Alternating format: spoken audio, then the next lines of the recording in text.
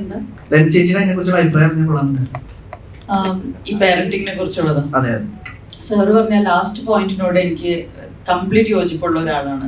അതായത് കുട്ടികൾ ഉണ്ടാവുന്നതിന് മുമ്പും കുട്ടികളെ എങ്ങനെ നോക്കും എന്നൊക്കെ ഉള്ള ഒരു പ്ലാൻ ഉണ്ടായിരിക്കണം. അതിലൊരു റെസ്പോൺസിബിലിറ്റി പാരന്റ്സ് വളരെ സീരിയസ് ആയിട്ട് എടുക്കേണ്ടതാണ്. ഇതൊരു ഡീഫോൾട്ട് മോഡിൽ കല്യാണം കഴിഞ്ഞാൽ കുട്ടികൾ ഉണ്ടാവണം, അതങ്ങനെ അങ്ങ് പൊയ്ക്കോളും, എങ്ങനെയെങ്കിലും പൊയ്ക്കോളും എന്നുള്ള രീതിയിൽ ചിന്തിക്കുന്നത് തെറ്റാണെന്ന് വിചാരിക്കുന്ന ഒരാളാണ് ഞാൻ വളരെ എൻ്റെ പേഴ്സണൽ ലൈഫ് എന്ന് പറയുന്നത് വളരെ ചെറിയ പ്രായത്തിൽ ഞാൻ കുട്ടികൾ വേണ്ട എന്ന് തീരുമാനിച്ച ഒരാളാണ്. ബിക്കോസ് എനിക്ക് നല്ലൊരു പേരൻ്റ് ആവാൻ പറ്റുമെന്ന് തോന്നുന്നില്ല എന്നൊരു തോന്നൽ എനിക്ക് വന്നു. അങ്ങനെ ഞാൻ വിചാരിച്ചു ആദ്യം ഞാൻ കുറച്ചും കൂടെയും പക്വതയുള്ള ഒരാളാവണം. ബിക്കോസ് എൻ്റെ പേരൻസ് എന്നെ വളർത്തിയത് അത്ര ഏറ്റവും നല്ല രീതിയിലല്ല എന്നുള്ളൊരു തോന്നലുള്ള ഒരു കുട്ടിയായിരുന്നു ഞാൻ.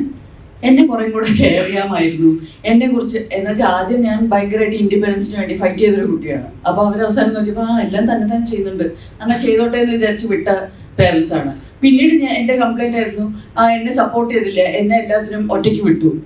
എന്നുവെച്ചാൽ നമ്മുടെ മനസ്സിൽ ഈ ഐഡിയാസ് മാറിക്കൊണ്ടേയിരിക്കും. പിന്നീട് കുട്ടികൾ ഞാൻ പേരൻ്റ് ആവണ്ട എന്ന് തീരുമാനിച്ചു. പിന്നീട് വിചാരിച്ചു ഓക്കെ ഞാനിപ്പോൾ ഒരു കരിയർ പേഴ്സൺ ആണ്. കരിയർ ഏറ്റെടുത്ത് കഴിഞ്ഞാൽ ഒരു ഡിസിഷൻ ഉണ്ട്, ഒരു കരിയർ പാത്ത് ഏറ്റെടുക്കണോ ഒരു ഫാമിലി പാത്ത് എടുക്കണോ, ഇതൊക്കെ എൻ്റെ പേഴ്സണൽ ചിന്താഗതിയാണ്. അപ്പോൾ രണ്ട് പേരൻസും കരിയറിൻ്റെ പിന്നാലെ പോയാൽ അവരുടെ കുട്ടികളെ ആരും നോക്കും. അപ്പം I believe that parenting and കുട്ടികളുടെ കാര്യം വളരെ കോൺഷ്യസ് ആയിട്ട് എടുക്കേണ്ട ഒരു ഡിസിഷൻ തന്നെയാണ് നമ്മുടെ സമൂഹത്തിൽ. നല്ലൊരു തലമുറ, ഓരോ തലമുറ ബെറ്റർ ആൻഡ് ബെറ്റർ ആവണമെങ്കിൽ ആ തലമുറയിൽ പേരൻസ് വളരെ കോൺഷ്യസ് ആയിട്ട് എടുക്കേണ്ട ഒരു തീരുമാനമാണ്. അതോടൊപ്പം തന്നെ എനിക്ക് പറയാനുള്ളത് ഇപ്പോഴത്തെ തലമുറ വളരെ പക്വതയുള്ളൊരു തലമുറയാണ്. അവർ ഒരുപാട് കെയർ കിട്ടി വളർന്നിട്ടുള്ള തലമുറയാണ്.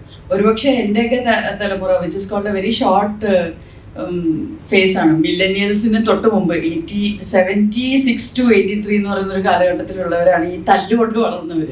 എന്തിനും ഏതിനും അടി, നിങ്ങൾ തെറ്റ് ചെയ്താലും അടി, നിങ്ങളോട് ആരെങ്കിലും തെറ്റ് ചെയ്താലും നിങ്ങൾക്ക് അടി എന്നുള്ള ഒരു ടൈപ്പ് ഓഫ് പാരന്റിങ് ആയിരുന്നു. സ്കൂളിൽ അടി കൊള്ളുമായിരുന്നു, ചൂരിലുകൊണ്ട് അടിക്കുക, അതൊന്നും ഇപ്പോൾ ഇല്ല. അപ്പോൾ ഒരുപാട് കെയറും റെസ്പെക്റ്റും കിട്ടി വളർന്നിട്ടുള്ള ഒരു തലമുറയാണ് ശരിക്കും ഇപ്പോൾ ഉള്ളത്. അതൊരു പക്ഷെ നല്ലതായിരിക്കാം, നമുക്ക് ഓരോ തലമുറ കഴിയുമ്പോഴേ അറിയുള്ളൂ. പിന്നെ ഇപ്പോഴത്തെ തലമുറ തലതെറിച്ചതാണെന്ന് പറയുന്ന ഒരു ഹെഡ്ലൈൻ എല്ലാ തലമുറയും കേട്ടിട്ടുള്ളതാണ്. അപ്പോൾ അത് വെറുതെ ഒരു ക്ലീഷ്യ സ്റ്റേറ്റ്മെന്റ് എന്ന് എനിക്ക് തോന്നിയിട്ടുള്ളത്.